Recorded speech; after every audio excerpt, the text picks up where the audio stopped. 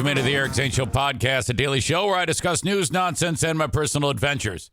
With me on my lap for about 1 minute is Darla. I got rave reviews for Darla's, she talked on Patreon, making all these little dog squeaks and chirps, and I'm hoping she does it again. And Megan says, she writes, "Happy Friday. I'm only here for Darla." So she gets annoyed fast. Darla does. Oh.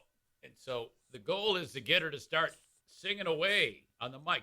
Hey, say hi to them. Can you maybe say hello? Come on. Now, people have suggested that I squeeze her. And I'm like, no, I'm not going to hurt the dog. Because you want to hear her do her thing. Come on, puppy. Talk to these people. They love you.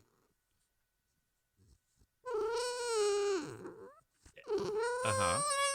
Yeah. What else? What else do you got for him? Uh-huh. Oh, all right. And that means you're tired. Hey. Just wrap up with one more thing. Oh. How spectacular is that? Are you kidding me? Oh, all right. The dog is getting big. I mean, she is rapidly gaining weight. And she's starting to get that bull in a china shop mentality that you find with bulldogs. Do you ever see the one that knocks over garbage cans? You know, the dog sees those big plastic bins and just smashes into it. That's kind of like, I'm getting the impression that she went running into the room where she thought food was, because she ate hers and then Benny ate his, and then she has to go make sure Benny got all of his. So she goes running at his bowl and puts her face into it with so much force that her back legs went in the air. It's like she did a scorpion with so much impact. I tell you what, this dog is a real kick in the head. Man. Pooh Bear home today. We'll see where that takes us. She said, "Look, you got to do some work." I'm like, "Hey, I know. That is what I live for, doing work. There'll be time for rest later." Yesterday was a day for so much podcast work. Holy cow. I don't begin to tell you. So regular day like you're used to. But then in the evening, we had to record 3 shows, 1 live, 2 pre-recorded. So I don't trust this dog, by the way. Hang on. Where are you? Hold on.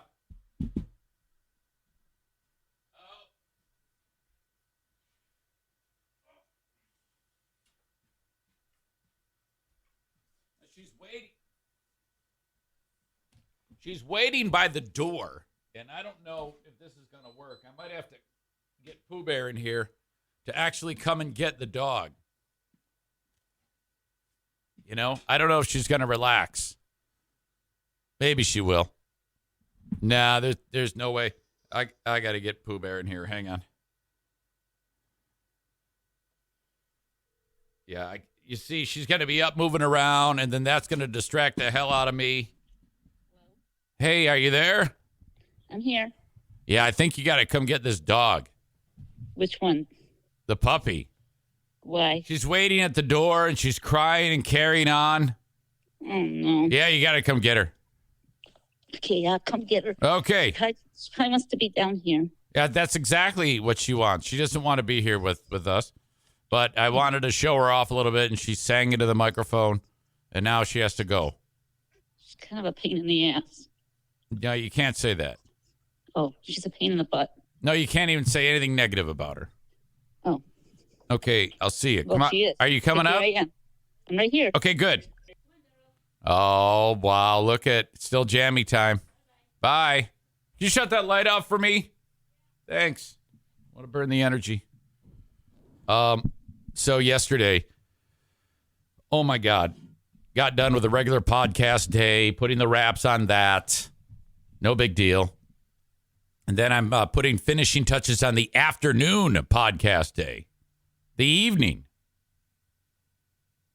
And that involved going over the audio for Who Are These Free Beers? And Who Are These Zanes? So I had to record Who Are These Zanes with Ben, and then Who Are These Free Beers with Ben, which those are eventually going to be live shows on Patreon. And then we had to do the Ben and Eric Patreon podcast, which everything went off as planned. But look at all these clips I have for Who Are These Free Beers? I had, and this is one 15-minute segment. We parked on 37 clips from the great candle recall debate. And I'm going to be featuring that on Who Are These Free Beers, which I will release a little bit later on today. Whether you hate me or love me, you need to hear this. Whether you hate me or love me, whether you listen to, if you like the Free Beer and Hot Wings show, I think this is going to be very revealing to you. My goal here not only is to have fun and roast the show and laugh, but it's to hopefully convince people who are under the spell of that dumpster fire show that it is a huge pile of shit and to give it up. Seriously, give up the show. I don't give a fuck if you listen to me or not, but give that shit up. These arrogant motherfuckers think you're idiots. All right? They really do. Because they've convinced themselves that they can talk about anything and you'll enjoy it. You'll eat it right up. Drink your milkshake. So, I'll be making that available a little bit later on today. So we did at 5:30 we started recording. And that took us up to 7 p.m. where we went live on with the Ben and Eric Patreon podcast. And that went till 8:30. My God, it was awesome. A lot of fun. Thank you so much for everybody for being part of it. If you want access to all of what I just mentioned, you can get it for free. Like, no lie, this has just been set up, and it's awesome. Patreon has it where you can sign up for 7 days free. Patreon. Patreon.com/Eric Zane. All right. So that's what's up. This weekend, we've been talking about the gays quite a bit lately.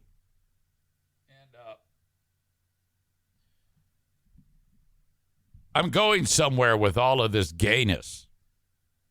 You'll see what I mean before too long. But the Gay Pride Day event going on in Grand Rapids is Saturday. I'm going. Diana is actually we're both going. Our pal has like some booth there. I don't know what the booth is. She says it's a booth with her work.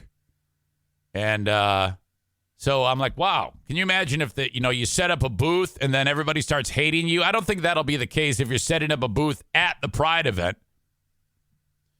And I said, yeah, I'll go. And there's no parade. We talked about this. There's no parade going on. It's just a big gay fest Saturday starting at noon until 10 p.m. at Calder Plaza in downtown Grand Rapids. So I'm going to go and be part of the gay off and see some folks. It'll be a great people watching adventure. I'm going to look so out of place. They're going to see me and think that I'm one of these psychopath, right-wing, conservative cunts who raise hell for everybody, which, by the way, I reached out to my mole and I said, can you please head over to Zaniacs United or whatever the fuck it's known as, and let me know all of the people who post anti-gay hate and anti-transgender hate posts on there. I need to know all of those people. And it's all the usual fat fucks. I see Jason Schaefer posted one. That guy's a fucking loser. I see Pellerito still posting about me. Actually, pictures of me. Troy Finholm is posting transgender hate memes. A guy by the name of Tom Steele, who I'm disappointed by. It's a meme of a guy and his daughter. And it says, a man followed a girl into the bathroom stating he identified as a woman. The man's teeth were knocked out by the girl's father, who identifies as the tooth fairy. Get it? Ha, ha, ha.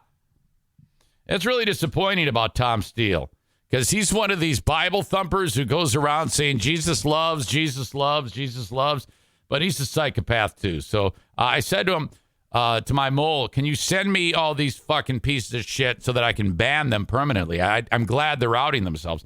Now, I had not banned Tom Steele, but I did now.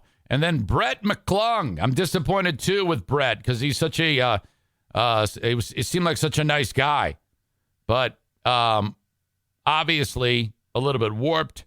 So fuck you. You're out. I love that these people out themselves with the hate. So I give it right back to them. I hate you. After Pellerito posted the picture of your old pal EZ, Troy Finholm, who I actually would like to fight. I mean, out of all these people, if somebody arranged a fist fight between me and that old fuck, I would absolutely do that. Troy writes, Mike, damn it, no one wants to see a photo of that shit stain. All right. So that's, this is no surprise. All of this, no surprise. I tell you what, that was the best thing that ever happened. Was 1 year ago. I think it was about a year ago. I don't even remember. It was a slow burn. It happened over the course of the whole summer. It started with fuckface Dean parking in front of my house. And then it kind of just escalated from that point. It had to happen. I've had so many people say to me, I didn't want to listen or participate or be involved in anything with those people hanging out easy. And I'm like, oh my God, I didn't realize it was that much of a distraction. I had no clue. But yeah, I guess so. All right. So we have a lot of material on Patreon to be dropped today. You've got Who Are These Free Beers? You've got the Insane Asylum. You've got the Lost Zane recordings. You got the Ben and Eric Patreon podcast. All today being dumped on you. And then tomorrow, Who Are These Zanes? Did I say Who Are These Zanes today? I meant Who Are These Free Beers today. And then Who Are These Zanes will be dumped on you tomorrow.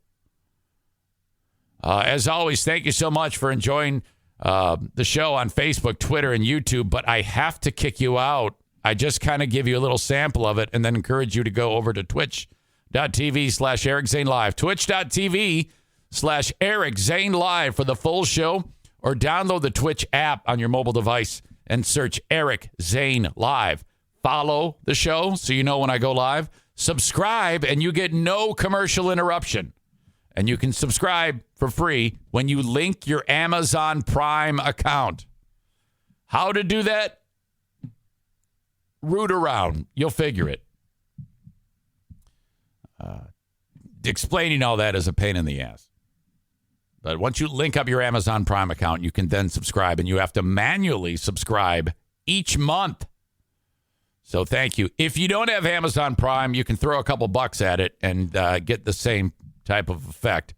But I don't really push that, It's if I'm sitting here every breath I take, every breath you take, begging you for money, it gets annoying.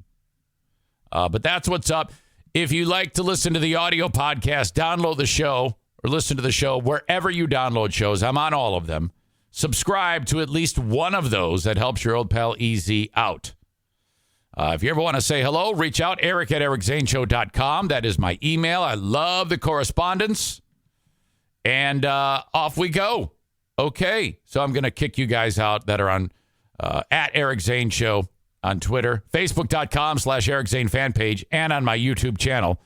Thank you for being here for this much of the show. Much, much more. An hour and 36 minutes more at twitch.tv/Eric Zane Live. All right. Now, moving on. Where we live, West Michigan, conservative stronghold, big time. We're surrounded by it, and that's okay. I love where I live. I love being here because even just wandering out of the house is a damn event. It's a show. You have pockets of intelligence, but for the most part, it's a bunch of closed-minded bigots who want nothing more than people like me to die. Now, the local church, the big local church, is the Christian Reformed Church. All right? There's like 1,000 different congregations across the U.S., with a number of them, most of them, in fact, right here in West Michigan. Every so often, they have something called the Synod, SYNOD, where the leaders from these churches get together and discuss things. It's happening right now. On the docket, one of these local churches in the Christian Reformed faith has a deacon that's married. It's a female and married to a chick, I guess. I think that's what's up. This is a same-sex relationship. Okay. This is a problem. And so they discussed it at the synod. And this is how it unfolded. Holy shit. This is absolutely unbelievable. Audio check. Video check. Here we go. Let's welcome in the bigotry. Reformed Church Synod wrapped up today. 184 delegates from across the U.S. and Canada came together to debate ongoing issues, particularly same-sex marriage, facing the theologically conservative denomination. One of the topics of discussion, a church right here in Grand Rapids. News 8's Taylor Morris has more. Taylor? Brian, the emotional 6-day meeting took place at Calvin University in Grand Rapids in West Michigan. There are more than 1,000 congregations that are a part of the CRC. Earlier today, the Synod discussed the actions of Neelan Avenue CRC of Grand Rapids after the church ordained a deacon who is in a same-sex marriage. I can't believe this church did that. Okay? They know full well what they're getting themselves into. Okay? I don't understand why they're even interested in being affiliated with the CRC. Just fucking leave. Neeland Avenue Christian Reformed Church sits on the corner of Neeland Avenue between Watkins and Alexander Streets on the city's southeast side. Last year, the Council for the Grand Rapids Church appealed an order from the denomination to remove from office a deacon in a same-sex marriage. On Thursday, according to a tweet made by the CRC, the Synod passed a motion not to sustain Neeland's appeal. Here's our recommendation: that Synod not sustain Neelan Avenue CRC's appeal. The church order clearly stipulates that only those who meet the biblical requirements are eligible to serve as office bearers in the Christian Reformed Church. Oh, no. That just sounds horrible. You cannot be here. This lady supports the church, the Neelan Avenue Church, and she's upset. Neelan Avenue evidences the work of the Spirit. They are alive. They are growing. Their life and vision is bearing good fruit. How can we deny them? Pastor for Neyland, Joel Damore, says this year's synod has been, quote, a lot to process. Damore provided a statement from the... I don't know why this Damore guy goes along with it. You're just as much a part of the problem. You know, I actually don't even fault the CRC for that's the rule. I get it. Well, just fucking separate. Who gives a fuck? Anybody who doesn't agree. If you are a person that doesn't agree with what the CRC is saying and you still go to the church, you still give them a few bucks here at the end of the week, you're complicit in this. You're part of the problem. The only way this would ever change is if there was a mass exodus of people who were pissed off at this direction. Deacon at Neyland, who is in a same-sex marriage. She has since finished her term. She said, quote, we feel safe at Neyland and will definitely stay involved and engaged with Neyland. Okay, now this is the person in question, this deacon. We're going to stay at Neyland. How can you fucking do that? They're telling you can't participate, and you're going to still go there and support the CRC? What? Even though our official duties are finished for now, Neyland is our family, and it's so exciting to see many new people are joining our church because they see how supportive and welcoming the people there are. But they aren't. I mean, they may be at your church, but the problem is the step up. They don't want you there. Come on. Earlier today, people at the synod also spoke out about the committee's decision to deny the church's appeal. You know one thing about our deacon. I like this guy. You know one thing. And all these eyes looking at him, they hate this guy. You don't know her. How could you? She's a member of our congregation, our church, and it has always been the council and the congregation that makes these decisions. In a report by the CRC committee, it states, we believe that the actions of Neyland Avenue CRC have disrespected and disregarded the deliberation and decisions of our corporate body and therefore are breaking a covenant. Okay. This is a perfect example of he who is without sin cast the first stone. Every one of those people are quote unquote breaking the covenant at one time or another. And to sit there and say, oh, yeah, but your sin is greater. I mean, I have always winced and cringed at all of that. Meanwhile, all of these people have skeletons in their closet that could very easily be scrutinized the same way this is being scrutinized. But just because it's two women, they put a spotlight on it and say, we cast thee out. That's so fucked up. Now that the appeal has been denied by CRC, it is still undecided what the next steps will be. Brian? Well, there you go. Well, just separate yourself. Again, this is no surprise. It shouldn't be like some bit of outrage because the CRC is doing what they've always done. They've always done this. This is not anything new. How silly is this? Just separate yourselves. My God. Megan says, did you know Jennison used to be in the Guinness Book of World Records for most churches per square mile? I thought that still remained. If you drive up and down Baldwin and just start counting, it's quite a few. 3-4 dozen. It's like a 3-mile stretch of road. Tim says, I can believe it. The Christian Reformed Church, a bunch of hypocrites. A gay preacher, don't tell the Catholics. They're even worse. At Catholic School, Catholic Central, and West Catholic. If you are a gay teacher, you are fired. You're out.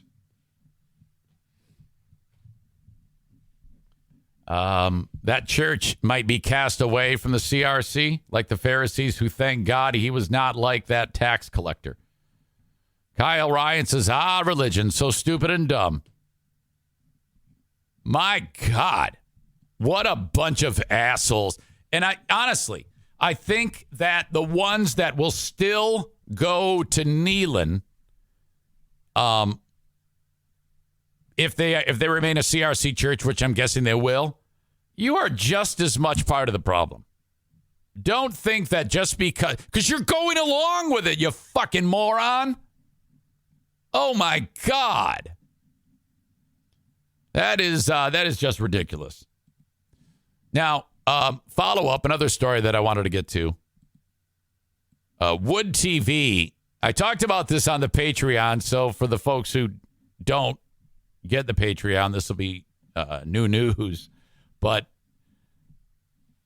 there's been a lot of gay talk recently, obviously.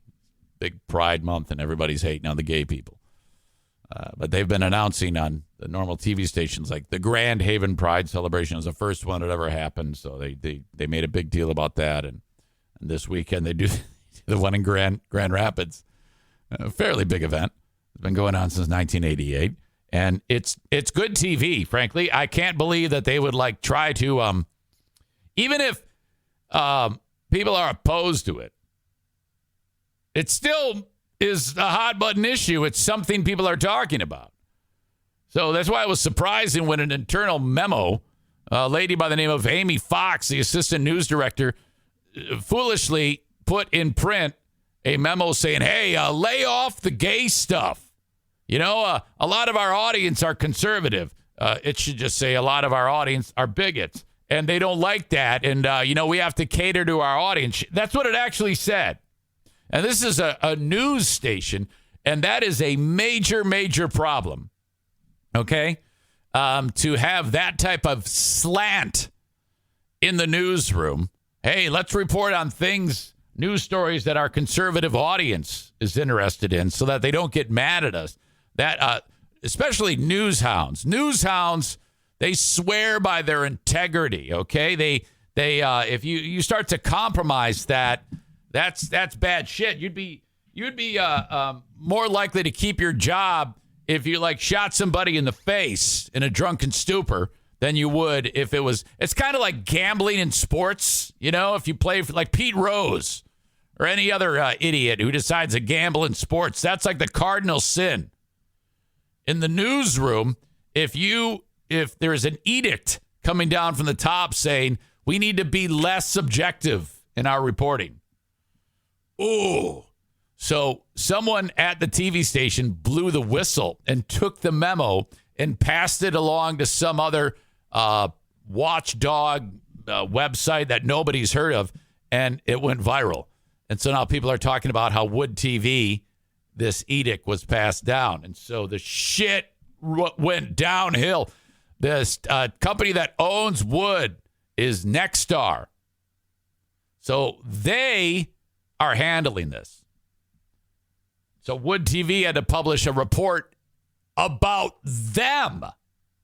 Not even kidding. Our world is topsy-turvy. Wood TV parent company responds to newsroom memo. The email sent to newsroom staff members by the station's assistant news director Tuesday discussed how the team should handle reporting on Pride Month events. After News 8 staff members pushed back against the content of the message, the newsroom was told Wednesday that the news director and assistant news director responsible for the memo would no longer be involved in news coverage decisions regarding Pride Month. Well, so does that mean that if any person that is in the newsroom has a story about Pride Month, the bosses have no say as to whether or not it hits the air? I don't get it.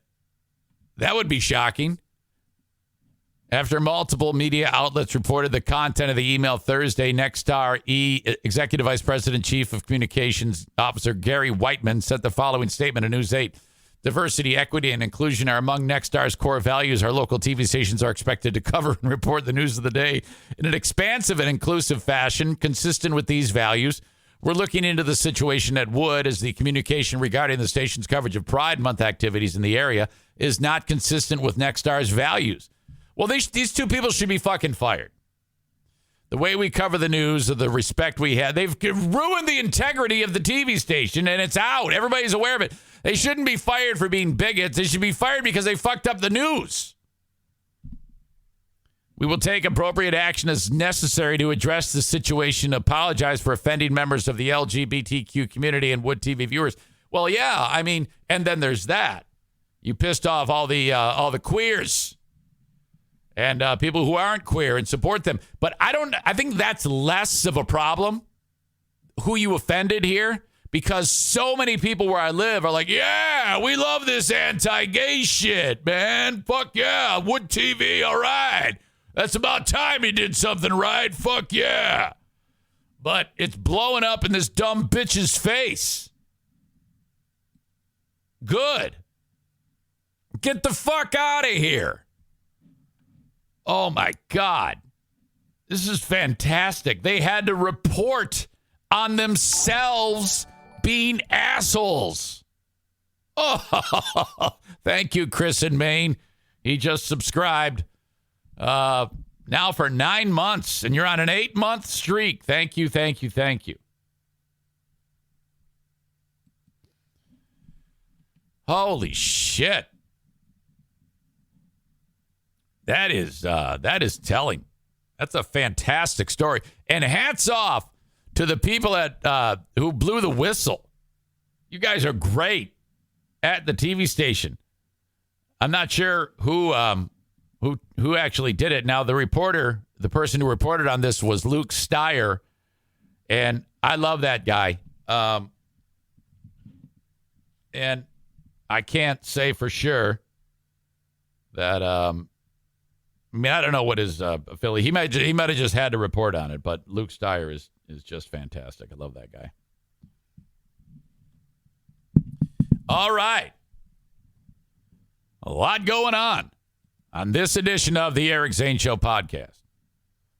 Another reminder, if you are enjoying the free podcast, try Patreon for 7 days. And for this reason alone, 2 reasons. The Ben and Eric Patreon podcast, so much fun in front of a live audience. And 3 reasons. Many reasons. More than tons of reasons. The content that is going out today, you're going to want to take a listen to. That would be the Ben and Eric Patreon podcast, audio podcast, and the Who Are These Free Beers? I think we went 45 minutes breaking down the soon-to-be famous candle recall discussion. So many things to park on in this portion of the Patreon on that show. And you can listen to it for free. Patreon.com/Eric Zane.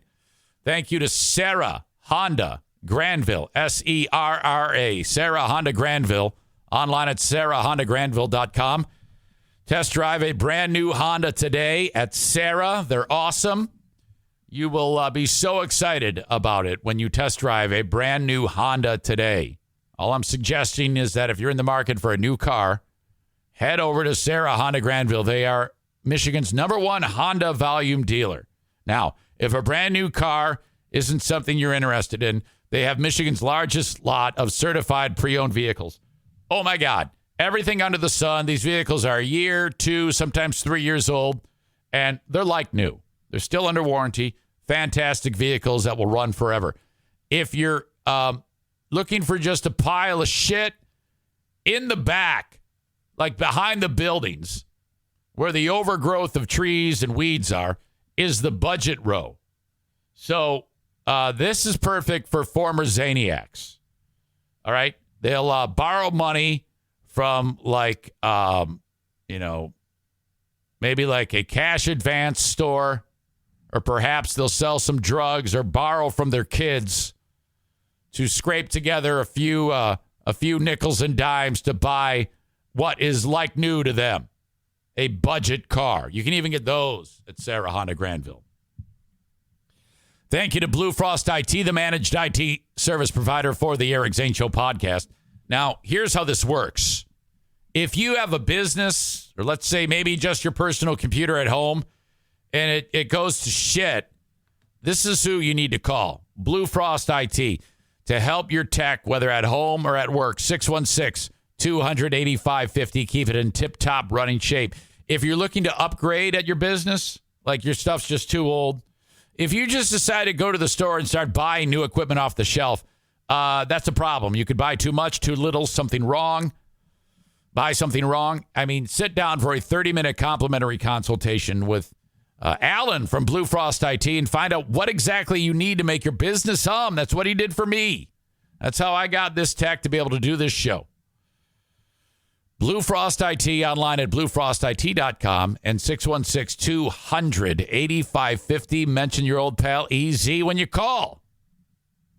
Father's Day races on Saturday. I know Father's Day is Sunday, but you got races Saturday at Berlin Raceway. Get tickets, berlinraceway.com. Frankie Muniz is in town. He drives for the ARCA Series. The ARCA Series heads to Berlin Raceway. You're going to love this. $20 a pop for a ticket when you buy it at berlinraceway.com. 15 and under free. Parking free. Bring a cooler with all your snacks. No glass, no booze.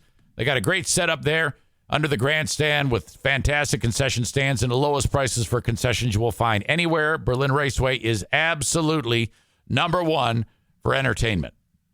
BerlinRaceway.com. All right, listen up. I always sit up a little taller when HelloFresh partners with the Eric Zane Show podcast. Look, HelloFresh is cheaper than grocery shopping. It's also 25% cheaper than takeout.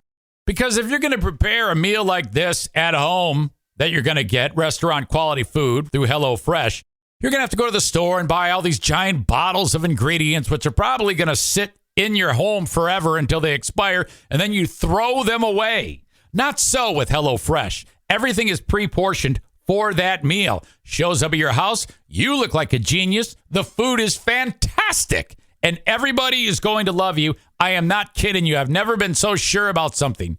HelloFresh.com/Zane16. When you go that route, you use code Zane16 for 16 free meals plus free shipping. HelloFresh.com/Zane16 and use code Zane16 for 16 free meals plus free shipping. You're going to love this. Try it. And the month of May is perfect because HelloFresh is celebrating Asian American and Pacific Islander Heritage Month. So you can try limited time, authentic recipes created in partnership with an amazing chef by the name of Serbi Sani of New York City's Tagmo restaurant. So you will be able to do that in your own home. I'm not kidding you. Do this. HelloFresh.com/Zane16. Promo code Zane16. 16 free meals. What have you got to lose? Plus free shipping. Try it today. HelloFresh. Amen. All right. If it wasn't bad enough, I mean, when you think of Penn State University, what's the first thing most people think of? Jerry Sandusky. They've tried to put so much distance. The only thing that will help is time. 150 years from now, they'll still be talking about the assistant football coach who had basically a ring of children. He created a charity to actually be close to children so that he could have sex with them. One of the most heinous criminal enterprises that's ever existed under the guise of football and charity. It was such a scandal. It was unbelievable, the scope of that scandal. Well, move over, Jerry Sandusky. Themis Matsaukis. Sounds like a Greek name. Themis, Themis, Matsaukis. I don't know if that's Greek or not. This is Themis Matsaukis. He is a professor, or he was a professor, at Penn State University. Here's how this has unfolded. For the past several years, Authorities have been on the lookout trying to find. This is going to upset some of you. Just a warning. It isn't harming a child. It's harming a dog. This guy, this Themis Matsaukis, is in big trouble. Years ago, some conservation officers noticed, they got a report that on a trail cam, which, by the way, you can't go anywhere without being on camera, a guy wearing a ski mask, a long sleeve shirt, no pants, like his dick hanging out, socks and boots, was walking through a remote section of woods in this area of Pennsylvania. I just drove through this area last weekend. It's really fucking incredible amount of wilderness. He's walking through this state game area, has no idea he's on camera. He's walking his dog, his collie. And then he starts to feverishly pound his pud on the, and they can see him doing it on the camera. He doesn't know he's being recorded. And then he has sex with the dog. And they're like, what the fuck? Okay, now over a period, they're like, what are we going to do to track this guy down? Holy shit, we got to figure this out. I'll get to the more thorough details as to how they trapped this guy. But this went on for a long period of time. They're seeing this guy have sex with dogs. Cole writes, what style sex? You fucking asshole. Oh, my God.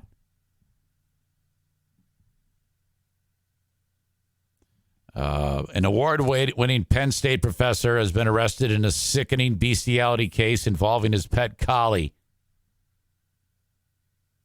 Rangers knocked on the door, and after he realized that he's been caught, he begged the Rangers to shoot him, telling them, I need to die. Themis Matsaukis, 64, became nervous and then began to panic when officials from Pennsylvania Department of Conservation and Natural Resources showed up on his doorstep earlier this month to search his home after he was allegedly caught on the trail cam performing sex acts with his dog. Quote, I'm done. I'm dead. You don't understand. I do it to blow off steam. What? Yeah, some people might travel. Some people might get some exercise. Go out for a nice meal with the wife. Maybe party a little on a boat. Lose your keys. That old type of thing. All right, fuck your dog. Matsaukis is a well-regarded chemistry engineering professor, was quoted as telling the Rangers, according to an affidavit cited by the news outlet WTAJ. He then reportedly begged the conservation officers executing the search warrant to kill him. What do I have to do to get you to shoot me? I need to die, Matsaukis pleaded. Here's another image of him that looks a little bit more creepy. Look at that. Now that's the face of a guy who's getting ready to put his dick in a dog's butthole. Ugh.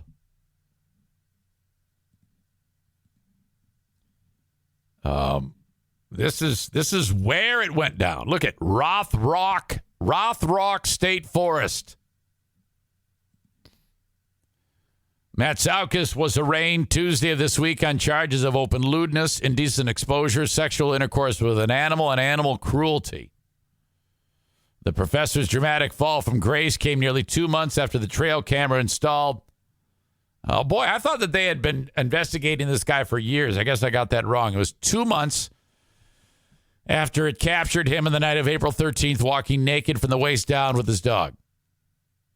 Ski mask, boots, socks, wristwatch, carrying a North Face backpack. Seen beaten off near the women's public restroom before having sex with the dog. He then tried to record his antics with the collie using an iPad. Oh, no. So he's like setting it up, leaning it against the tree, trying to see if it reverses it so he can picture him, so he can see himself in the shot, taking the dog to Pound Town. Ugh. The investigators obtained 6 images from other trail cameras. No, I was right. It says 6 images from other trail cameras dating back to 2014. So 9 years he's been taking this dog to Pound Town. Well, it doesn't say that. It just says, appeared to be the same man wandering through the woods naked. Last month, rangers spotted the familiar visitor with the North Face backpack on one of the trail cameras and tracked him back to his vehicle. All right, we know what he looks like. Let's go to the other cameras. And they're like, okay, all right. And they found that he was in a Subaru Outback. They then were able to do more legwork and determine the license plate number. And were able to match his DMV photo to the other images of the nude man in the woods. The probe culminated in the search of Matsaukis' home, during which rangers reportedly seized several items that were seen on the trail cam, including the ski mask, the North Face backpack, and the iPad. The collie that was getting molested matched the dog in the trail cam footage. He's been working at Penn State since 1991, earning at least 3 professional accolades, including the 2017 Premier Teaching Award. My God. He's been relieved of his duties, of his responsibilities, and is on leave. He's due back in court on July 19th. Oh, my God. What the fuck? Jerry Sandusky, is he still alive? I think he's still alive. Jerry Sandusky is like, oh, thank God. Maybe they'll stop talking about me for a little bit. Not that anybody's been talking about Jerry Sandusky for any amount of time recently, but wow, this is rough. What a fucking psychopath.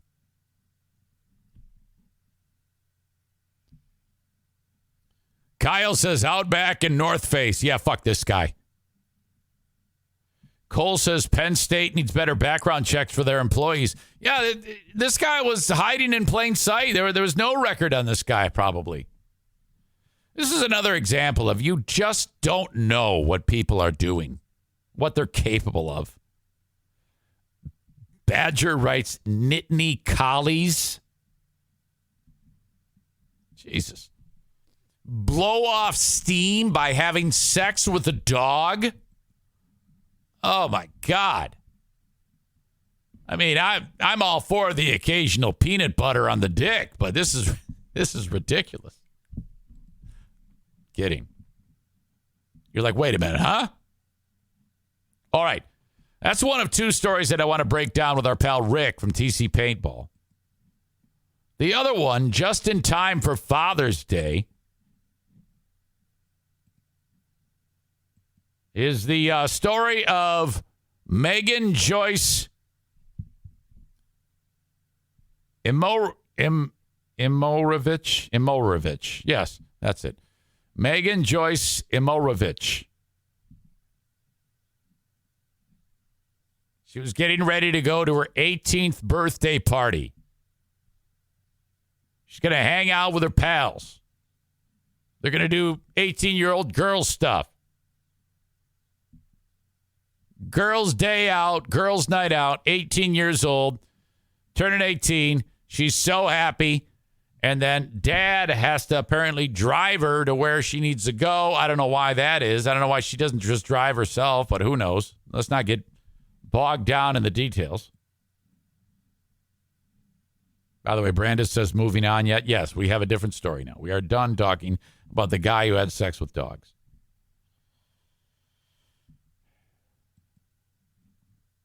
This sweet little 18-year-old. Here she is. This is a mugshot. And it looks like she's got some type of black eye or something. I don't know. Maybe that's a birthmark.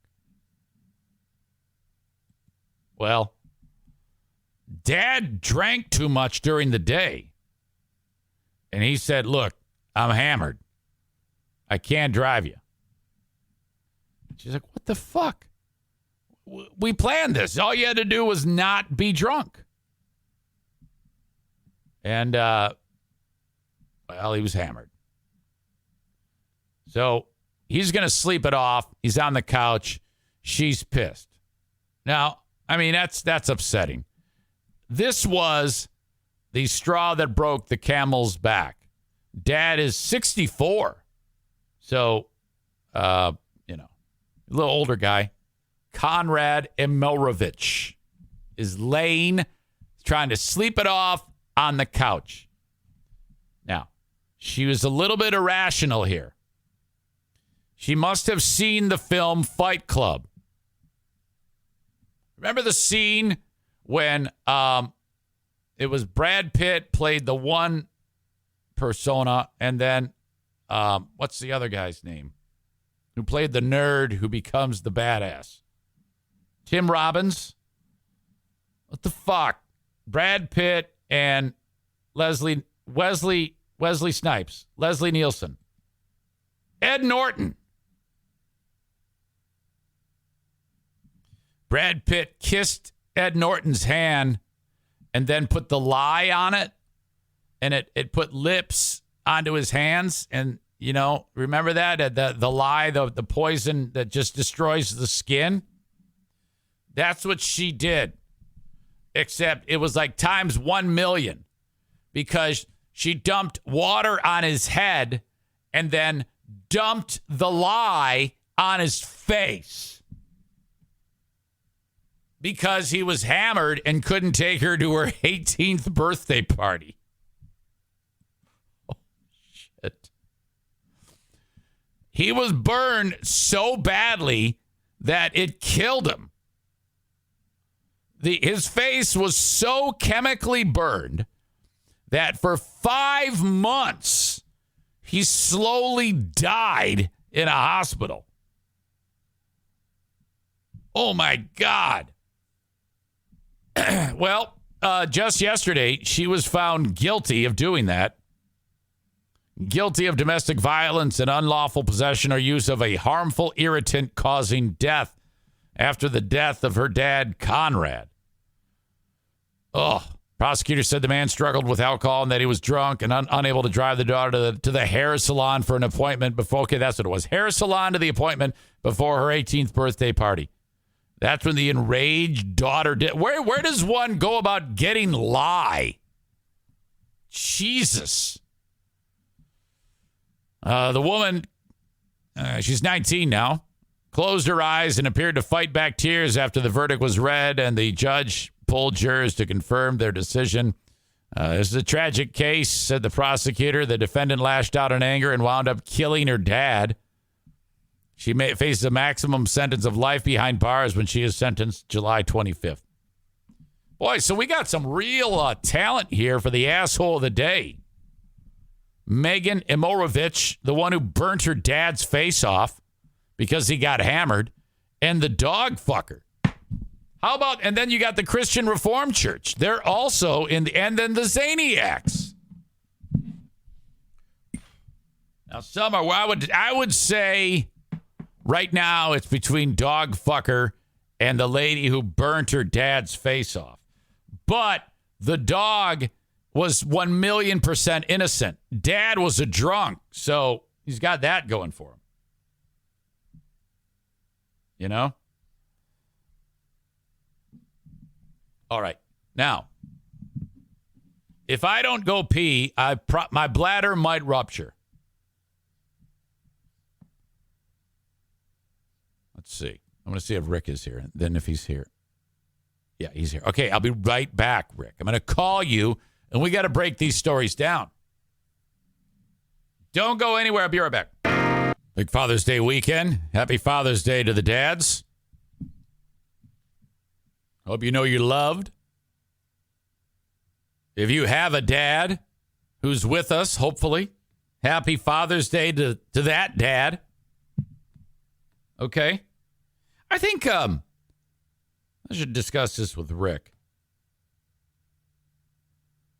I have a theory on Father's Day, Mother's Day. Let's bring this legend in here right now. Good morning, Eric Zane. Rick, how are you, buddy? Not bad. How are you? I'm thinking about you on this big Father's Day weekend, man. Holy cow. Oh, yeah. Maybe a day off for us, huh? Yeah, maybe. Are you, is there anything now, does your family like surprise you? My family rarely surprises me. maybe like, breakfast in bed type of deal? Oh, no, none of that. I'm the cook. Okay. I'm hoping for some relaxation on Sunday, and I'd like to play some golf with my son. I think that's what I want to do. Would you describe yourself as a control freak? Me? Yeah, of sorts. Yes, I am. To a fault, probably. So if they're like making breakfast for you, you're going to be like, no, you're doing it wrong. No, not at all. So my wife is very particular about how the house is kept. I'm much more dirty than she is. I mean, I had this bachelor pad when I met her that she systematically and periodically changed to her liking. Okay. So she gets to control the state of the house. And when I'm cooking, she likes to walk around and put the things away that I'm using while I'm cooking the meal. Okay. That's excellent. That is excellent. Now, has she ever seen your office? Oh, yeah. Oh, she hates it. She hates my office. And I do too. It's cluttered. I mean, you've been in it. It's so bad. And like, I will get like a wild hair up my ass and just go through and clean the desk or clean one of my counters or clean an area. And then that little area is clean and I'm happy with it. And then I just systematically just start piling shit up on top of it again. When it comes to this, we are identical. Oh, really? Whenever you walk into my office to like pet my dogs and shit, I kind of cringe a little bit. I'm like, no. Man, he's right in my shit and he's probably judging the hell out of me. No, I am very comfortable in there because if you see what you see on the screen is not what this room looks like. There is shit everywhere. I just don't put it in the shot. It's so bad in this studio. There's a pile of every so often I'll take off my socks and start like fiddling with my toes while I'm doing the show. So the socks are all laying there and I just leave them there. I've thought before. Remember how Kyle used to do like the Zoom so you could see him in the background and stuff where he was? Yeah. I've thought a few times about, man, I hope Zane does never want to do it Zoom style because I got to like get like a fake background or some shit so people don't see my clutter. Well, you can actually on Zoom, there's a very simple setting. You can it'll blur your background. Oh, is that right? Yeah. So it no one can tell how fucked up it is. All right. So that's made for us then. That's that means we have people just like us out there. That's good. I mean, even you describing the wild hair, clean one area, and then it systematically starts to fall apart again.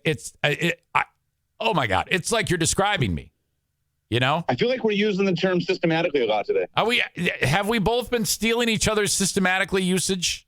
Yeah, I think we're going to set a record for how many times systematically is said on your podcast. If we kept those records, you're probably right. You're probably right. You have to get your crack staff on it. Uh-huh. Absolutely. Okay. The first thing I want to get into, did you see the details of the horrible Penn State professor begging the conservation officers to shoot him when he realized he was caught on camera having sex with the dog? You know, we're all a little crazy. I think we all have some shit in our past or in our psyche that we don't want other people know about. But that kind of goes another level. And you know what the weirdest or grossest or the thing that puts it over the top for me is the fucking ski mask. The dude's walking around the woods with no pants on and a ski mask. Okay, and then one more thing. The iPad. Are you kidding me? Oh, God. Man.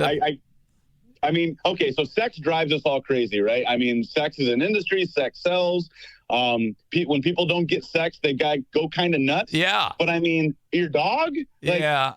I don't know, man. Maybe the dog liked it. I don't know. Oh, yeah. Well, that's the only hope. We can just hope that the dog was like, man, I can't wait to get back out in the woods. Okay, so dude was walking around 9 years ago. That's when they started seeing the images on the cameras, right? Yeah. Mm-hmm. So they've been, kind of looking for this guy for 9 years. So he's been doing it for 9 years. Dogs, like what kind of dog is it? Was it the same dog? The first time he was out there, was it a puppy and he carried it out there in his arms? Right. Like, I need to know a little bit more about the dog. Yeah, this is rough. I need, and then ultimately the dog probably is, rehomed, I guess. But how'd you like to be the one getting the dog that's got like man dick in it every hour of the day, it seems. Oh, yeah, here, let me adopt that dog that was getting man dick. That's rough. Yeah. Oh, man. You know, I love dogs. I have 2 dogs. I'll continue to have dogs for a long time, and there's not one time that I looked at my dog and got turned on. No. Like, I don't understand that. I don't get it. I think I'd be more likely to have sex with a baby. All right. I think I'm out.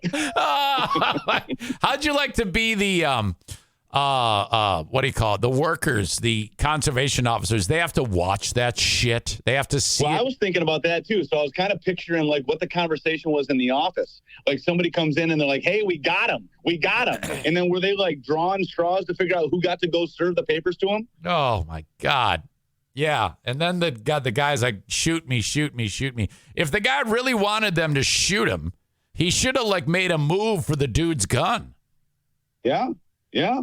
I mean, the dude just obviously hated himself, right? Can you imagine being that? I mean, we've all done shit in our past that, you know, when you do it, you feel bad about. I'm not talking about anything like this, but we've all had that remorse later on. This dude's got such a high level of remorse. He's not going to last much longer. Like he does not want that shit to get out. He doesn't want his coworkers to know. He doesn't want his family to know. I mean, what a thing to anticipate. You know, isn't it crazy that 30 seconds before there was that knock at the door, everything was great in his world? He was happy. No, it wasn't. It wasn't. You know? No, he hated himself. He knew what he was doing. He knew this shit was wrong, and he hated himself. So I don't think it was all okay at that point. Now, moving on. You have one daughter, yes? Yes. Does she ever get frustrated with you over something, maybe a decision you make or a rule in the house that she has to obey? Oh, yeah, all of the above. Have you ever let her down somehow? Maybe you promised something and you couldn't get it done the way you anticipated, or, you know. 100%. Okay, so, you know, dad, and then she, you know, maybe pout a little bit? Yeah, pout or, you know, throw a fit, cry, even maybe, you know, hit me. But I mean, lie? Yeah. How about put water on your face and then cover your face and lie? Oh, my goodness. Like, talk about anger issues. Holy shit. I mean, where do you get lie from? I don't Can know. You just buy at the store? I'm not sure. I've never investigated this. I need to know more, but I'm afraid to even think about it. What a giant mistake. But I mean, okay, so people were talking about in the comments about, you know, which one's worse, the dude with the dog or this chick? And it's like, you know, I'm team human for sure, right? Yeah. And I love dogs, but I don't put that anywhere near this chick pouring lye on dude's head while he's sleeping. I mean, you're trying to murder him. Yeah, and she eventually, and he did die, so she's being held. She's responsible for his death, and that's her dad. Well, yeah, I mean, it's her fucking dad. Yeah, that's. I mean, there's we could go on and on about, you know, raising kids these days and mistakes that are being made and shit. But I mean, wow, you know, I mean, you got to be a special kind of screwed up to, you know, dump lie on a sleeping man's head, no matter how bad he pissed you off or disappointed you. You know, there was a mistake along the way as far as the upbringing goes, in my opinion. You know, it's remarkable. Our parents get a lot of grief about the way they parented, but I don't know. It might have been pretty effective. No, yeah. I mean, I never had any thoughts about dumping lye on my dad's head, and he pissed me off when I was a kid. I mean, all dads do, right? So I don't know. I got physical discipline when I was growing up. I believe in physical discipline, and I don't think, you know, from my perspective, the world was a different place back then, and these type of things weren't as common, I don't think. No. But so that article never said, like, what he died from. Was it just the burns on the skin, or did it get in his eyes? Like, what really killed him? Boy, that's a great question. It just said he succumbed 5 months into it. That's some pretty nasty burns, if that's what that was. Can you imagine? No, you know how deep that went in? It probably went all the way. It burnt the skin off and was starting to burn his skull. Was it like Raiders of the Lost Ark and his face was just melting? Oh, my God. Jesus. I wish there was video. That's the second thing I've said that caused no reaction from you. Okay. All right. So TC Paintball, everything good? I see Little League. Is that's a top priority? Yes. Oh, for sure. Yeah. Little League is so much fun seeing these kids, and maybe they're kids that don't, that don't flourish in your traditional sports, maybe not the biggest or fastest or whatever. But I mean, you take the skill set that you need to be successful on the paintball field, communication and, maybe a little bit of aggression and some strategy. And you see these kids start to flock to it. And then you see them kind of develop into that. Man, it's so cool. I got to get my grandkids into that because they're not really into traditional sports. But they love playing, and I think that they would like that, I bet they love video games, right? I think so. I'm pretty sure. You've done it a bunch of times. You've done it, 20, 25 times now. So, I mean, it is a real life video game. These kids, I tell you what, I mean, it's little boys, it's little girls. They come out, they're a little bit apprehensive the first time or two that they play. But once they find just a little bit of success on the field, once they're able to shoot, one of these other guys, I mean, their confidence just goes through the roof. The smiles on their faces. Bring them out some Wednesday. You don't even have to play. Just bring them out and watch, and watch these kids interact with each other. It's pretty cool. It's a pretty cool thing. Okay, happy Father's Day to Rick, and hey, thanks for the time as always. Yeah, thank you. I'm looking at a day, and summer's busy, but I'm looking at like maybe mid-August. I'll send you a day that we'll try to plan that next one. And happy Father's Day to you and to everybody else in the audience. You're the man. Thank you, Rick. See you. Bye. Rick from TC Paintball joining us as always. Great fun. I'm turning knobs that shouldn't be turned. What the fuck is wrong with me? Holy shit. Oh, my God. Trigger time with Rick. Thank you to the Kent County Health Department. If you need info on the WIC program, if you need info on getting immunizations for the little ones, personal health services, they have it all for you at 616-632-7200. Thank you to them for being part of the show. You can also access them at their website, accesskent.com/health. accesskent.com/health. We heard from Rick. You heard it. TC Paintball online at tcpaintballgr.com. So thankful that they are a partner here on the show. And there you go. Mid-August, you can count on that. We'll be back at it for another fun event at TC Paintball. Former NFL player Antonio Brown. Another example of how everything he touches turns to shit. This is true. My God. I can't even explain to you all the drama. I can't even catalog all of it when he played in the NFL. I remember there was the short stint with the Raiders and then over to the Patriots because of Tom Brady. Said, yeah, and then that didn't last long. And then he went to Tampa where he did okay for a little while. And then he ends up flaming out on the field, takes off his jersey, runs off like an asshole.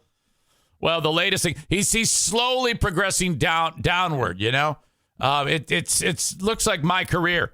Antonio Brown purchased a arena football team, the Albany, New York Empire, the National Arena League. So that, the way these arena teams operate, knowing what I know from working with the one here in West Michigan, is you've got like a handful of people that run the team. It's usually pretty much a bare bones operation, and every person does a ton of jobs in order to make things go. The players are paid very little. They're usually just people who just love to play football, who probably have no chance of ever even making it in like the Canadian League. But they've got abilities, Here in West Michigan, the arena football team that I work for, they do very well because we have an abundance of programs, high school and college, that great players emerge from. So they do great. And so these teams don't have, they have a, bare bones operation, and players don't make anything. The fans, it's great for the fans, arena football, because it's great action. It really is. It's a lot of fun. Any arena league game. Doesn't matter what the league is. Doesn't matter what the team is. It's fun. very fast-paced game. The tickets are cheap. The beer is cold. The beer is cheap. The concessions are cheap. It doesn't cost much to be a fan of the team. And, you know, it's something that the local community kind of can hang their hats on. Albany is a pretty typical community of an Arena League team, mid-sized town, blue-collar, shit like that. And, it's something the locals love. Well, Antonio Brown buys the fucking Albany Empire and almost immediately begins fucking it up. I'm just going to cherry pick right off of the article. It all started 3 months ago, and now after 3 months, the actual league has terminated them, and they are no longer part of the league. Like, they're still a team, but they don't have a league anymore. They don't have anybody to play because Antonio Brown fucked everything up for these poor people. My God. The league took the drastic measure after Brown refused to pay money that he owed the league. Each team has to pay a fee each month to be part of the league, I guess. And that helps operations. I don't know. Nobody's getting rich in the Arena League, in any Arena League. It's all about just people who like to play football.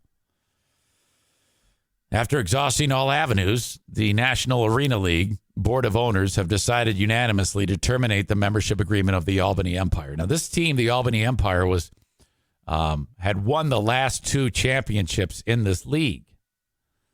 You know, and now they're out of the league after 3 short months. What a fucking fall from grace. The decision was reached after an emergency conference call to the members in good standing to discuss the Empire's failure to pay their league-mandated and overdue assessments. They call them assessments. Each monthly fee that you pay is an assessment. There are 7 teams in the league, and each team is responsible for paying 1/7 of the league's operating budget. Travel, scheduling, things like that. Logistics, it costs money to employ people to do that. Each team has to pay 1/7 because there's 7 teams.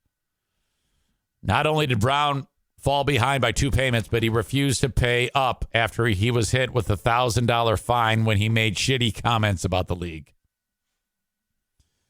After acquiring the Albany Empire, new team owner Antonio Brown, this is a quote, paid the Empire's April assessment. The team then failed to make their May assessment, and then they went and canceled the payment of their April assessment. Brown's accountant told the league that Brown wouldn't end up paying what was owed. At that point, the league gave Brown until noon yesterday to make the payment. When it didn't show up, they said, well, you can't play here. You're out. We're now down to 6 teams. Oh, my God. This is if you can't even run a fucking arena team, and I mean, this guy made $80 million during his 12-year career. I doubt he has anything more than a fraction of that money remaining. Doesn't seem like the sharpest pencil in the box. According to Multiple, it says that when he bought the team in March, trouble started almost immediately. Players and staff weren't being paid as recently as late April. And the team's former coach, Damon Ware, ended up leaving the Empire because he wasn't being paid. The team claims that the missed payments were due to a change in payroll processors. Oh, yeah, you'll get it. It's new software. Of course, there's no way to know if that excuse is true because Brown has a long history of refusing to pay people. In April, he was sued by a jeweler who claimed that Brown owes him more than $1 million. Brown was sued by his marketing company for $2.4 million. He's also accused of trying to rip off a music promoter to the tune of $500,000. I remember there was a story. He had a party and it was catered, and he didn't even pay the fucking caterer. According to this story, the takeaway here is if Antonio Brown owes you money, you are not going to see it. As for the Empire, the team has suffered a total collapse under Brown. As I indicated, they won the last 2 titles. They will not be going for a third because they were kicked out of the league. At one point, Brown said he was going to suit up and play in a game for Albany, but that never ended up happening. Holy shit. What the fuck? Where do you go when you can't even take care of your Arena League football team? Jesus. Kyle says, what a piece of crap. Wonder where he went to school. Yeah, Central Michigan University. Kyle adds, people from there must all be horrible. It's true. The place is a fucking shithole. Don't be convinced. Don't let anybody tell you otherwise. You got to be a fucking moron to not get into that college. I had to take my ACT. I've told this story before. I got in because I scored a 17 on my ACT. That's shit. Kyle said, I thought he went to MSU, but this also works. Cole adds, I heard that they have a good girls hockey club.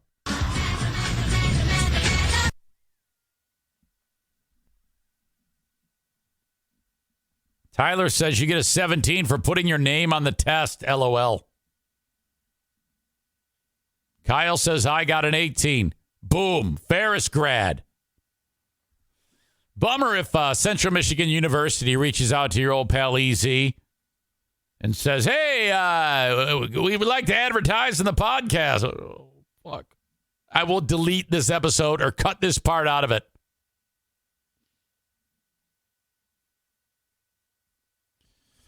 Wow, what a fall from grace. What a fucking loser. This guy was viewed as the best receiver in the NFL. The best for a period of time when he was with Pittsburgh. What a fucking idiot. You know he's got CTE or something like that. That's the only way to explain this lunatic's brain. Holy shit. This guy used to be an asshole. Now he's like a good dude.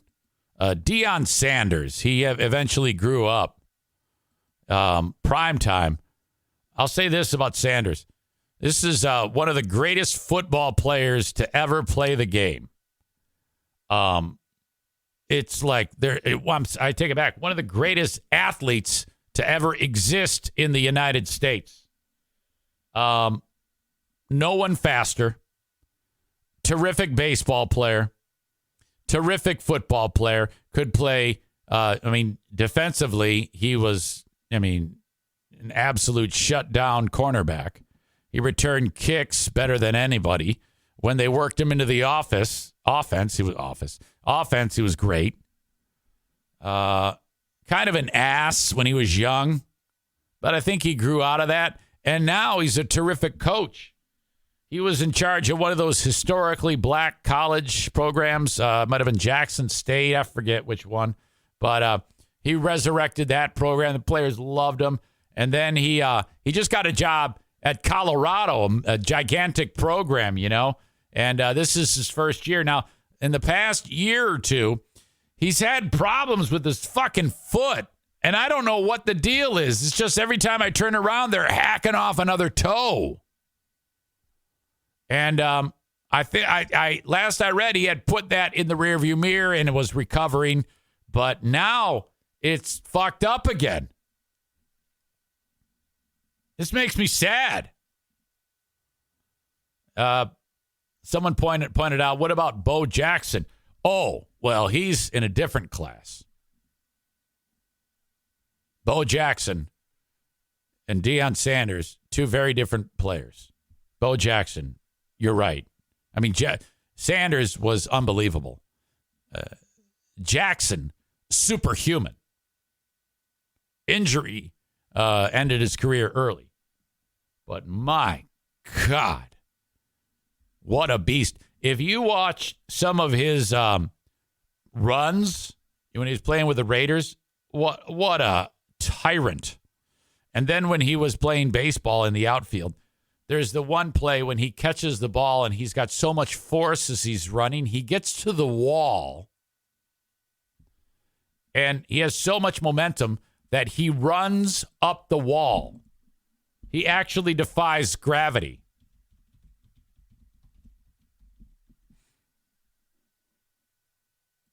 Let me get that clip for you. This is what I'm talking about. He's played in the outfield for the Kansas City Royals. Audio check, video check. Orsolak licks that one to left center field. Bo on the charge. Bo is there. Yo, gonna run that wall. He run. How the fuck is that even possible? That's like a 9-foot wall, and he runs along the top of it. Talent.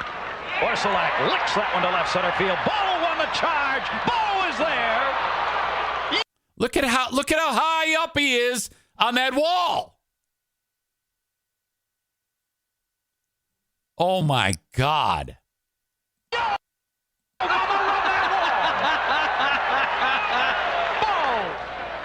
Here's the instant replay. Get up that wall. Bo knows exactly what he's doing. Boom, boom. Oh my God. 1, 2, 3, 4. 4 steps. Oh, I love it. They show it on the big screen. Listen to the crowd. That's so intense. Holy shit. That's like the greatest feat you will ever see in sports. Wow. I'm getting some accusations that he took steroids. Yeah, I don't know. I don't care. Doesn't matter. He's defying gravity. Albert Einstein is saying everything's out the window. Everything I said was wrong. Jesus. Man.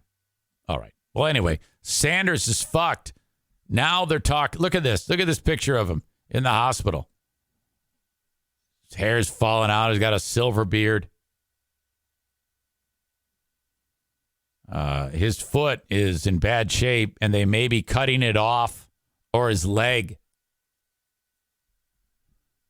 Sanders shared a video from a recent visit with doctors where he revealed he's dealing with a serious foot issue. During that video, Sanders said he no longer has any feeling on the bottom of the foot where he previously had the 2 toes amputated. At one point in the video, one of the doctors pointed out there's a chance that he could lose another toe or even the entire foot if he doesn't get the right level of treatment. Let's see. I think I'll leave him here. Play this video of him.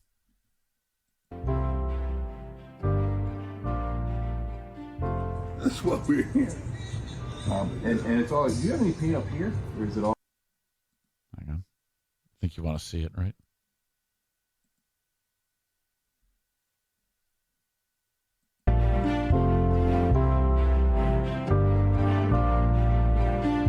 That's what we're here. And it's all, do you have any paint up here? Or is it all down here? Yeah, it does. Like when I'm wearing shoes all day, that irritates the shoe.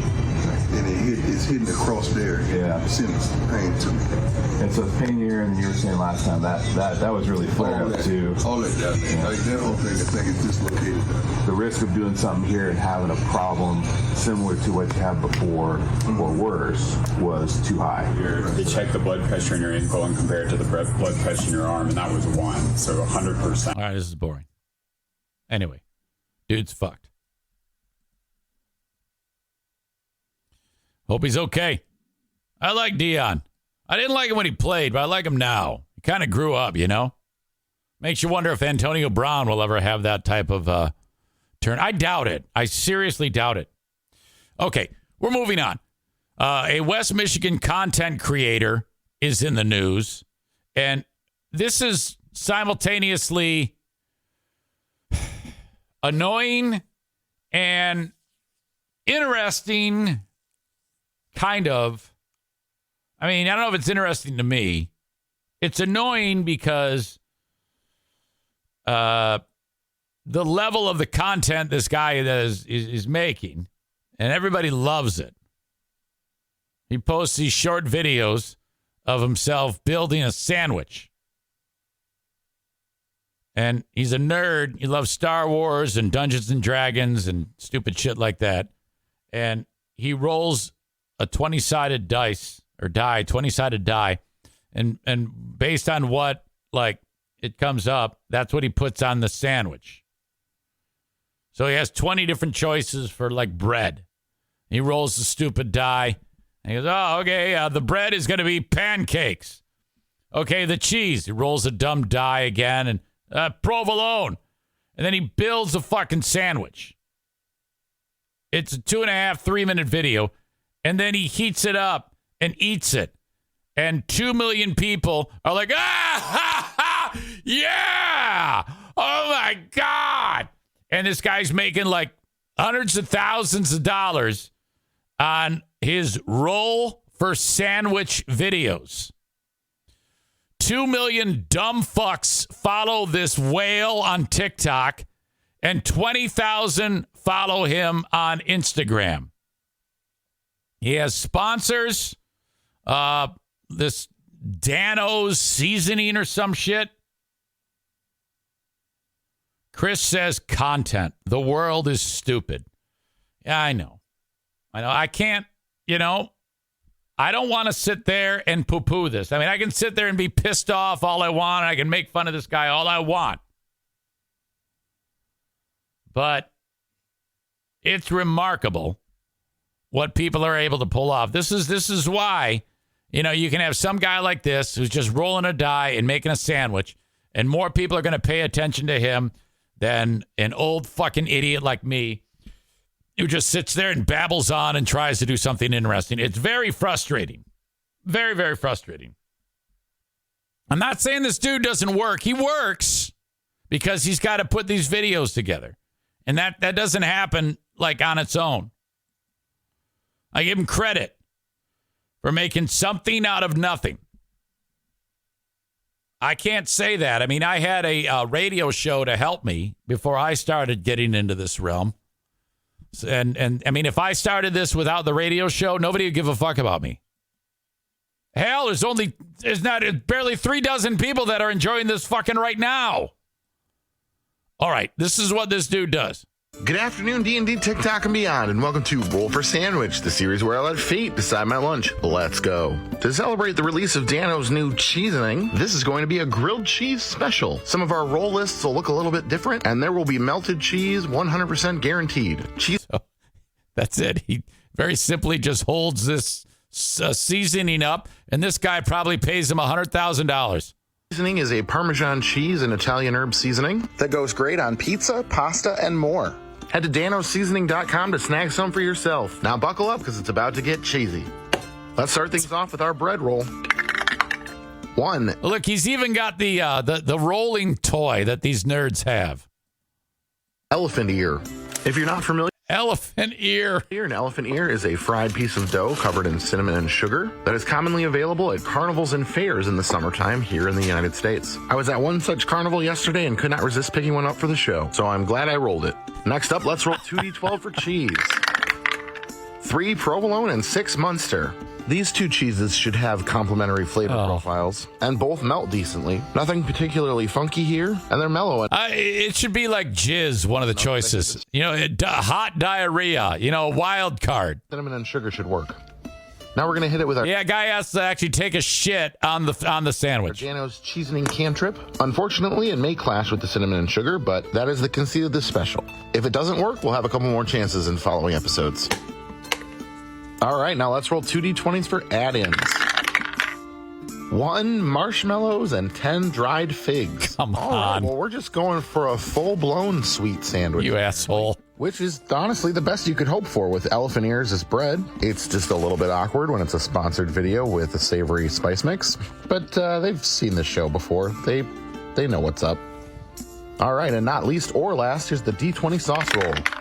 Nat 20, dealer's choice. All right, well, I think we're so close to a fully dessert sandwich, I'm going to have to go with Nutella.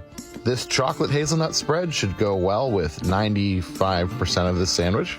I mean, really. Okay, now, look, you can sit there and we can dog this guy all we want, but I feel compelled to watch this to the end. I have to. And he's solved the riddle. He's figured it out. This is the secret sauce. Not the Nutella. S'more grilled cheese. All right, let's go ahead and get it closed up before we move on to our final roll. Let's roll for how to cook this bad boy. 3, waffle maker. My waffle maker is... Okay, wait till you see this dude's waffle maker.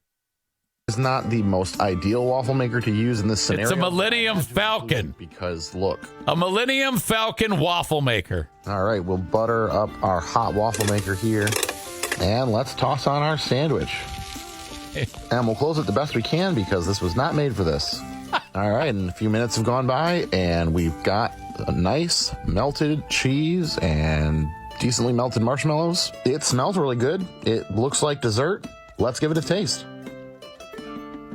Yeah. I hate watching people eat. That's pretty good. That cinnamon comes through quite a bit, actually. There is that stray little bit of Italian herb every once in a while. But no, this is pretty bomb. Like one of those wild fair food concoctions. Well, this is not how I thought the first one of these grilled cheese videos was going to go. He should do another video about what his shits look like. Oh, but I'll take it. Definitely tasty. I'm going to give this one a 9.6. And I'm going to call it the elephant in the room. I hope you all have a great day. Come back Friday for a regular episode and stay tuned for part 2 of the grilled cheese special. Good afternoon.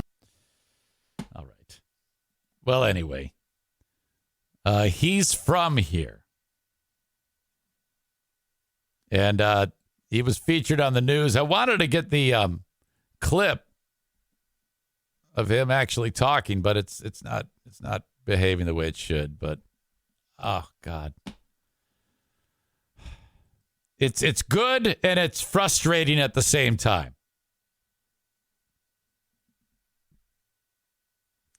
That he can have 2 million people. I just hit 1,000 followers on Twitter or on Twitch, and I'm like, it was like pulling teeth to get that. Pulling teeth. He is so much better than I am, and all he does is random shit, makes a sandwich and eats it. Jimmy writes, this guy will be dead soon. Oh, shit. All right. Good for him. Hang on. I'm fucking shit up here. Content creator. Dad gets face melted off. Okay. Advertise on the Eric Zane Show podcast, just like that guy's spice sponsor, by reaching out to me, Eric at ericzaneshow.com. Explain everything every step of the way when you reach out, Eric at ericzaneshow.com. Thank you so much. Off we go. Irvine's Auto Repair, Grand Rapids Hybrid and EV, 616-532-6600. If you need your cars repaired, this is where you take it. For something as simple as an oil change, wheel alignment, whatever it may be, or something more serious, maybe it's a pressing issue that's keeping you from actually driving the car, Irvine's can help you every step of the way. ervines.com. That's ervines.com. Amazing cavalcade of Google reviews available for you to check out on their website, irvines.com. Irvine's Auto Repair, Grand Rapids Hybrid and EV. Call them, mention my name at 616-532-6600. Thank you to A&E Heating and Cooling, Joe Martinez, 616-516-8579. The $79 AC tune-up is what we're talking about here. It has been very cool lately, but on Sunday it's going to start to heat up again here in West Michigan. We'll have mid to upper 80s for most of next week. AC will be running.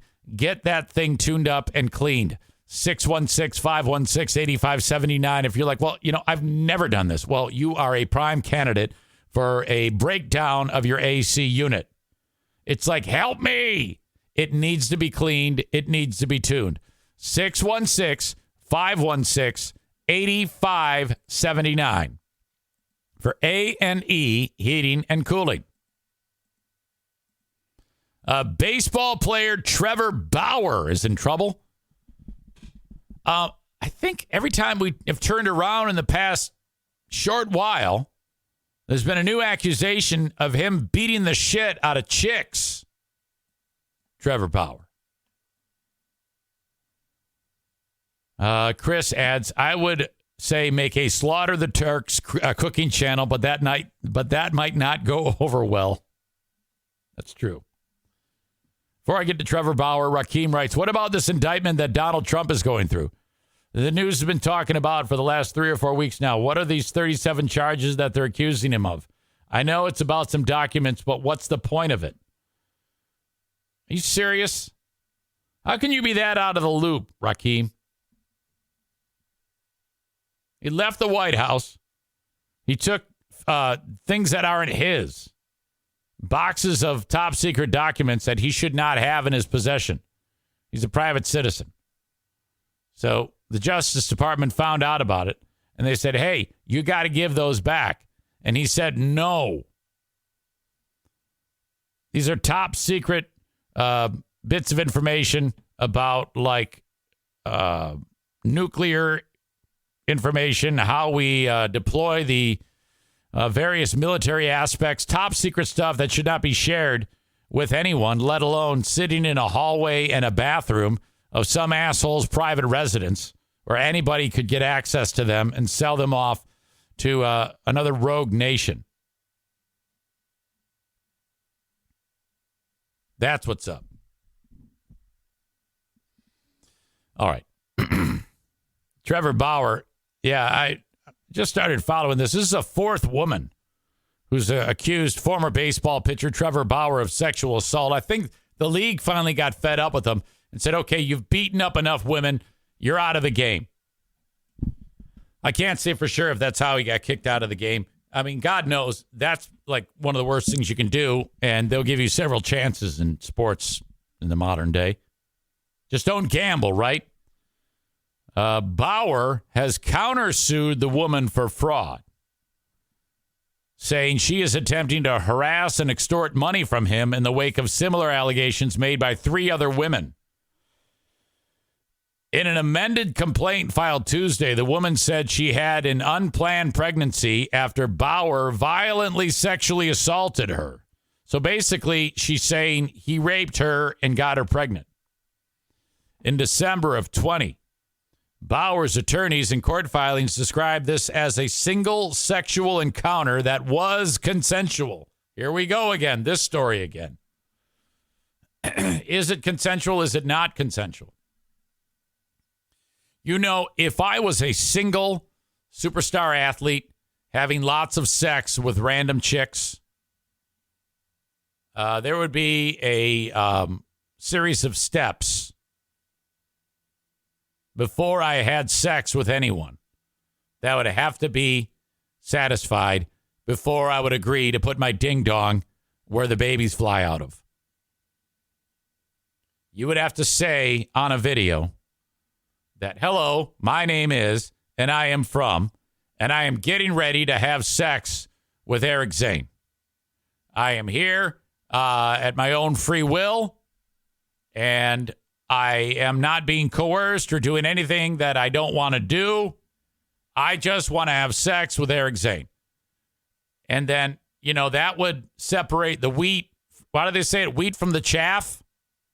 Is there wheat from the shaft? Wheat from the chaff, right? Because if she's like, no, I'm not doing that. I'm not going to go on record and saying that. Say, well, I thank you. Thank you for hanging out with me. And I hope you enjoyed the dinner. And but we have to part ways because I don't trust you. That's the only way I would do that. Because now, I think that Trevor Bauer actually assaulted these chicks? Yeah, I absolutely believe that. I mean, when have we ever? I mean, I'm sure it's happened, but when has an athlete ever been accused of something and then it's actually just an extortion attempt? You know, I take that back. If I looked it up, I bet you I could find numerous examples of that. But there's been enough examples of that people would probably be not convinced just by a woman accusing a dude that they did something terrible, and that's sad, really. The woman whom ESPN has chosen not to name stated in her initial complaint that she had visited Bauer at his home in Arizona several times before the assault. During those earlier visits, he held a jagged steak knife to her throat and choked her several times. According to the complaint, she accused Bauer of forcibly removing her clothes, sexually assaulting her, and slapping her on December 13th, 2020, before he used her butterfly braids as a rope to choke me unconscious with my hair. Oh, my God. In the amended complaint, her attorney stated that the assault resulted in an unplanned pregnancy. The woman also said in the amended complaint that Bauer instructed that she should not keep any records about what had occurred, including the pregnancy, and that they should keep it private between themselves. Her attorney stated in the court records that she became suicidal, went to the hospital in the weeks after the assault, and that Bauer later slammed her onto a computer, breaking the screen when she was about 3 months pregnant. She decided to keep the baby, but did have a miscarriage in April of 21. This is all some of the worst things you're ever going to hear. I'm sorry about the sensitive nature of the content in today's show. This is fucking awful. Bauer categorically denies the allegations. I believe her. Just on that. In the court of public opinion. And people always say, guilty until proven innocent. Well, in court, yes, that's true. But in the court of EZ, this guy's as guilty as they come. There's no way this didn't happen, in my opinion. Bauer categorically denies the allegations. A statement from Bauer's representative said she had made several $1 million demands against Bauer over 2 years, prompting him to file a criminal complaint against her. Scottsdale police officer told the AP on Wednesday that Bauer filed a criminal complaint January 24th, alleging she was trying to extort him, but detectives did not recommend charges.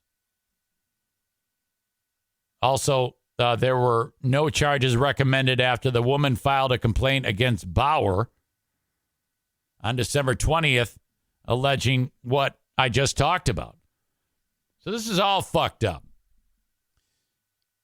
The attorneys in Arizona said, what you've told us, ma'am, does not warrant sexual assault charges. How?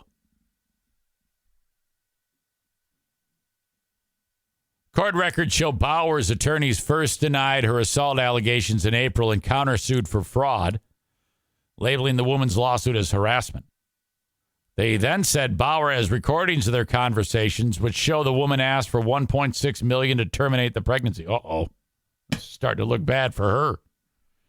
Bauer provided the woman $8,700 to reimburse her for medical expenses purportedly related to her pregnancy, according to the court filings, but the woman never provided any medical records to substantiate her pregnancy or termination. Instead, Bauer's attorney said she got LASIK done on her eyes. All right. There is a lot of nuts, crazy shit going on here. I feel less committed to saying Bauer did it after reading that the prosecutor said there's not enough here to charge this guy. But I don't know. Maybe it's just he said, she said, and they don't go on that type of shit. I tend to always side with the chick. Bauer's countersuit stated the woman fabricated her pregnancy to try to extort him for money, noting that she hired attorneys to send a demand letter for $3.6 million following allegations of sexual assault made by a woman in California. So the allegation came out from another chick, and then this lady said, hey, you got this incoming. This guy is a former Cy Young Award winner with the Los Angeles Dodgers. After he received an unprecedented suspension, the team cut him. His The Dodgers' decision came 2 weeks after an independent arbitrator reduced Bauer's suspension from 324 games to 194, reinstating him immediately but docking his pay for another 50 games to begin this season. I think he plays right now in like fucking Europe or something like that, or Japan. Holy shit. Jimmy says, give her a milk crate to carry the baby. That's a callback from yesterday's show. Chris says, oh, you got that backwards, EZ. I don't know. I think I got it now. I hope it's all right. But I'm just confused. Like I said, I tend to believe the chick always in these scenarios. Conor McGregor is also on the hot seat. Which, by the way, he looks puffy and like shit. Conor McGregor looks like he's massively out of shape. I don't think he'll ever fight again. After that dude broke his leg, after he broke his leg in the ring, that was just hideous. And he's getting older. You know, MMA is a young man's game. McGregor is accused of raping a chick at Game 4 of the NBA Finals. Accused of sexually assaulting a woman. According to demand letters obtained by TMZ Sports, the letters authored by attorney Ariel Mitchell allege McGregor violently sexually assaulted a woman inside of the men's bathroom after the Nuggets beat the Heat. McGregor, the NBA, and the Heat all reportedly received copies of the letter, which were sent following the woman's meeting with police. She is seeking settlements with all aforementioned parties. Boy, that's a quick turnaround. In a statement to TMZ Thursday, reps for McGregor said the allegations are false.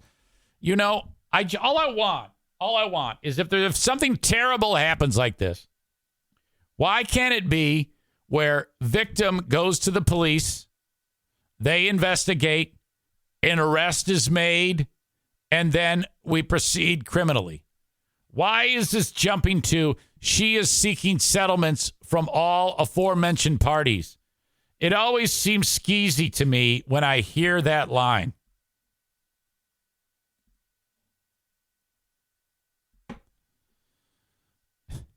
Josh says, headline, Nuggets beat the Heat, but can McGregor? He also punched the mascot. I remember, I didn't cover it.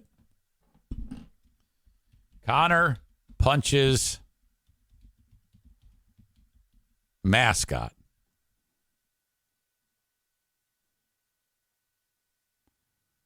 It says it was a stunt. You'll love an A&W root beer float. Made fresh root beer with real audio check, video check.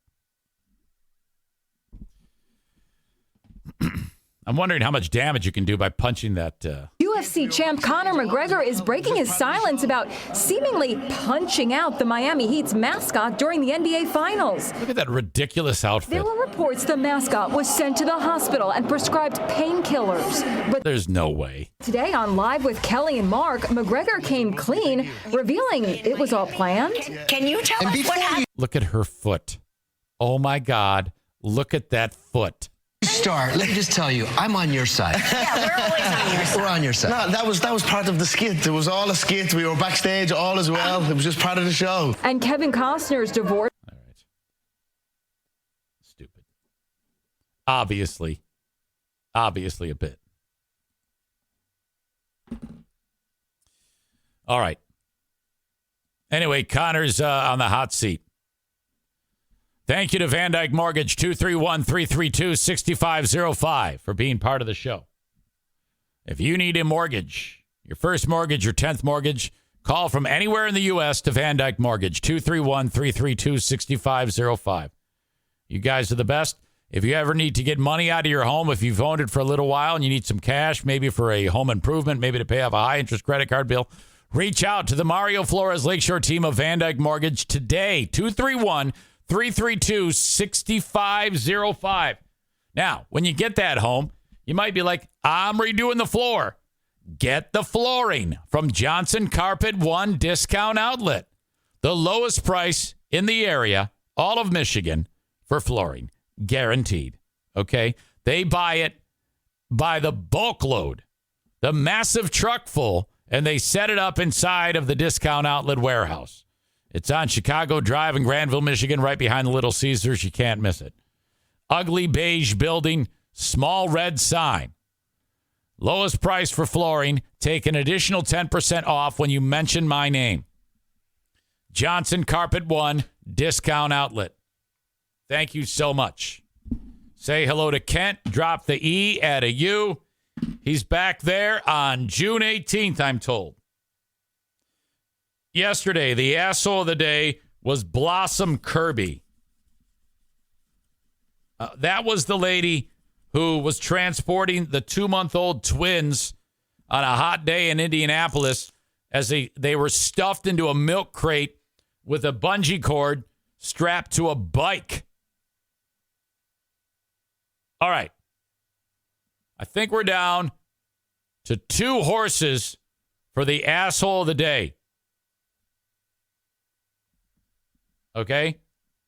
We're going to go with the dog fucker and the chick who killed her dad by pouring lye on his face. You heard from Rick earlier. He said, I love dogs, but this guy, she killed her dad in the worst way imaginable. So there's a case to be made for the chick that killed her dad.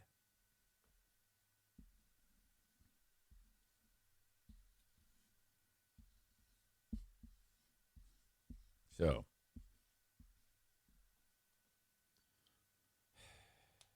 it's got to be the dog fucker. The guy was a drunk bastard anyway. He's better off dead. Everybody hated that dude anyway. There's nothing worse than a drunk asshole. TC Paintball brings you... sorry, Rick. The dog fucker is the asshole of the day for having sex with his dog time and again on a trail camera. Holy shit. Far-reaching impact and effects of that one. That is going to conclude this edition of the Eric Zane Show Podcast. I'll talk to you down the road. Thanks for being here.